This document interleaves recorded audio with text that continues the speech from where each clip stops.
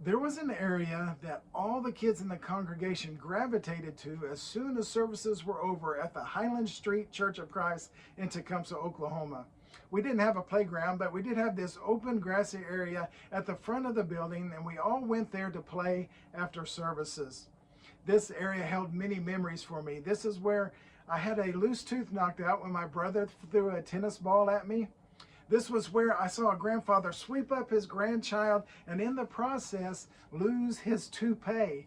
This was both frightening and extremely funny to me at the time, although I don't think it was that much to him. This area was also the place where the #1 rule from my mother came from.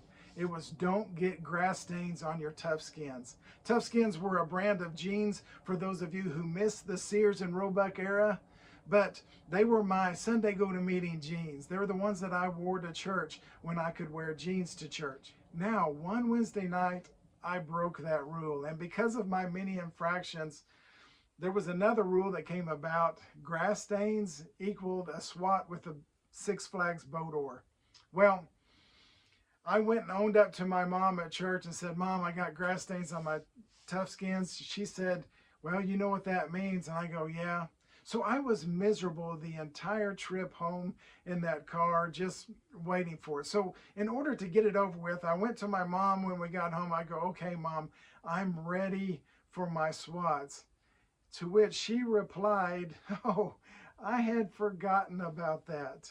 Now, I do suspect my SWATs were much lighter because I owned up to it. But anyway, the thing about grass stains was they didn't just come out without a lot of effort, and even then they may not come out. This was especially true if you hid those jeans in the bottom of the laundry basket and Mom didn't see the stain ahead of time.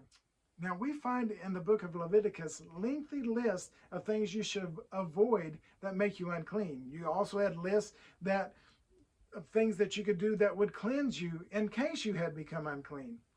After a statement about avoiding swarming things and things that crawled on the ground, eating those things, God makes this statement.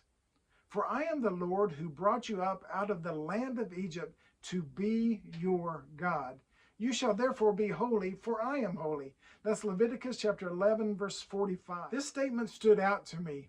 God reminds his people, I brought you up out of Egypt. In other words, I freed you and I want the best for you.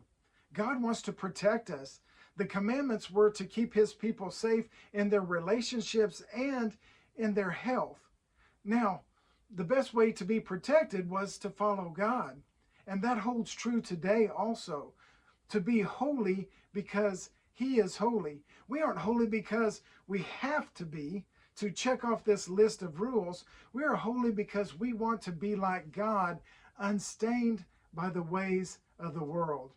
Or in other words, but you are a chosen race, a royal priesthood, a holy nation to be for his own possession, that you may proclaim the excellencies of him who called you out of darkness into his marvelous light. That's 1 Peter chapter 2, verse 9. Let's be holy this week because God is holy and he wants the best for us. Thank you for taking this time to center.